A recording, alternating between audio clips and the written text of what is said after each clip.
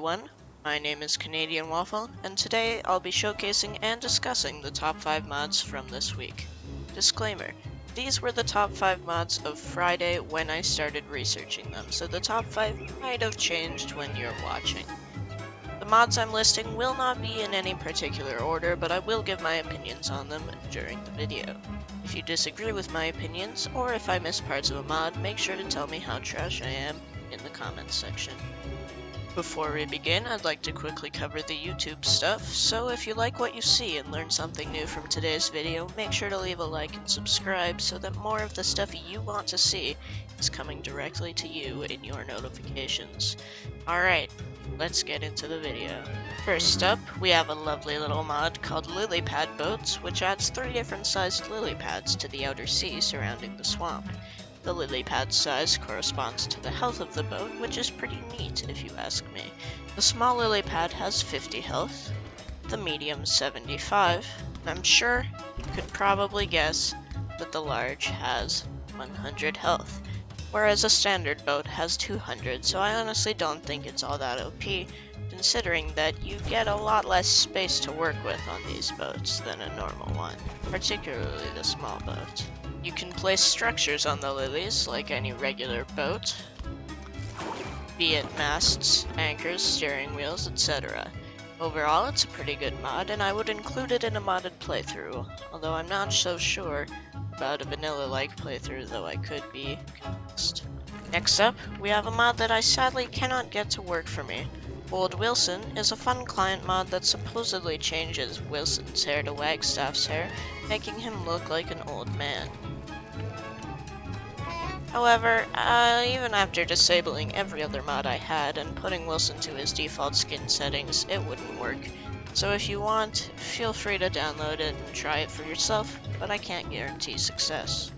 Moving on, however, we have a very ridiculously overpowered character mod. This one is on Shimakaze, who after minimal research I found out is a Japanese battleship that has been personified into an anime girl for what I assume to be some weeb game in Japan.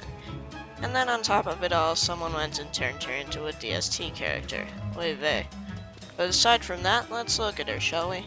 Shimakaze has an even 150 hunger, sanity, and health, so nothing special there. In fact, she's a little on the small side. But the funky stuff comes from what she starts with and can craft. You see, Shimakaze begins with a 12 centimeter heavy gun.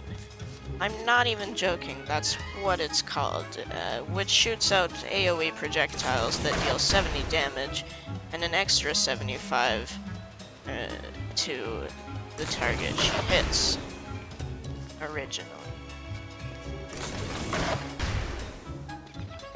You can see why she's OP, because this weapon has 75 uses and can be crafted in the fight tab for only 1 gunpowder, 4 gold, and 10 sticks.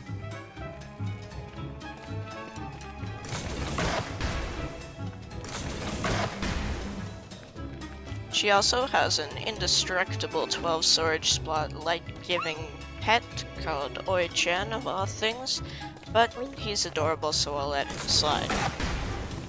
She also gets a searchlight, an infinite light source that you can move around however you want. So the only time you'll need a campfire when playing her is to cook things.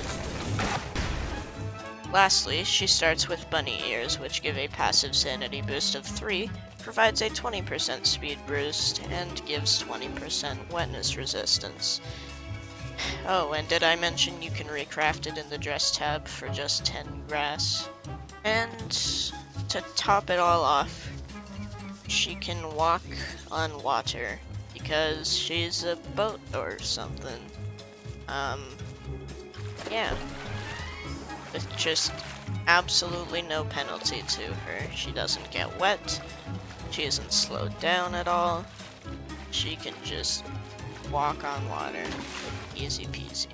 Overall, she is obviously way too powerful to fit into the base game, but if you want to shred through mobs, give the gun a shot sometime, okay? It's a lot of fun. Next, we have another character mod, slightly more balanced, but still not viable for the base game. Say hello everyone to Edward Elric from Fullmetal Alchemist. Now, I've never watched Fullmetal Alchemist, so pardon me for the lack of knowledge behind the actual character this mod is using, but let's dive in anyway. Edward has 200 hunger and sanity and 160 health, along with above average speed and a 1.35x damage modifier, so not too bad. But what does he do?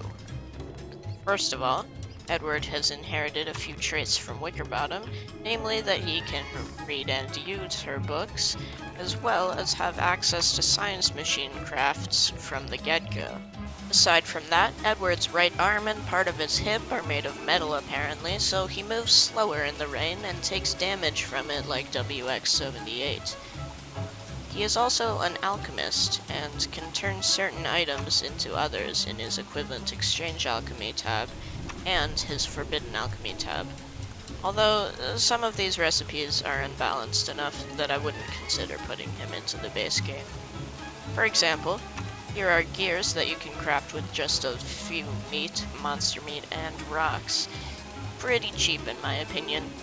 He also has his very own version of the meat effigy, which he can craft with 10 ice, 6 manure, 4 marble, 2 niter, 20 health, and of course some sanity, along with the tagline that I'm not familiar with. This meat effigy works just like a normal one, it just has a different recipe.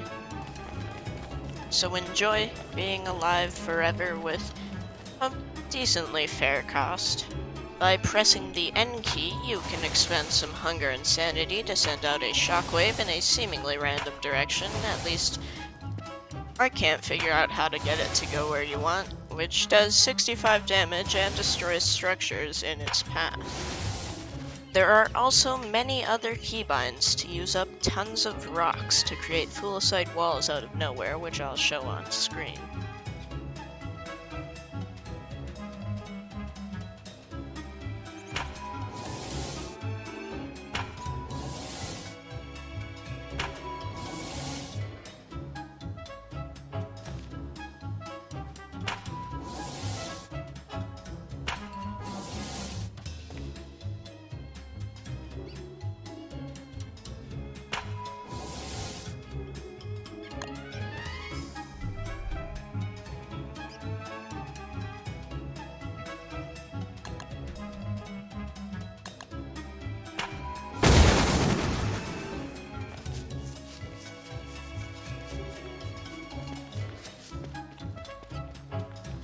So you can figure out those keybinds for yourself. I'm not entirely sure if I've found all of them myself.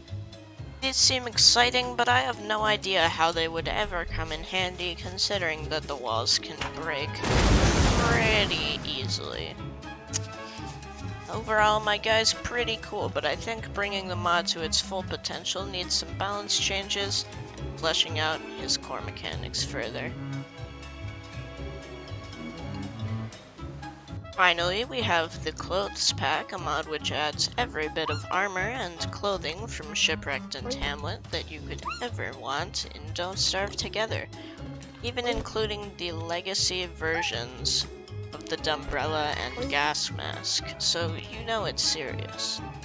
All of these items have brand new crafting recipes to suit what you can already obtain in DST. This mod is made to be a companion to the Architect Pack mod, but you can also use this mod solo. Overall, a very nice mod that brings in that DLC feels and incorporates it nicely into the game. So, thumbs up there. Well, if you've been keeping track, that's 5, so I guess I'm done for today. I hope you enjoyed it, and I'll see you all next week for more hot garbage. Bye!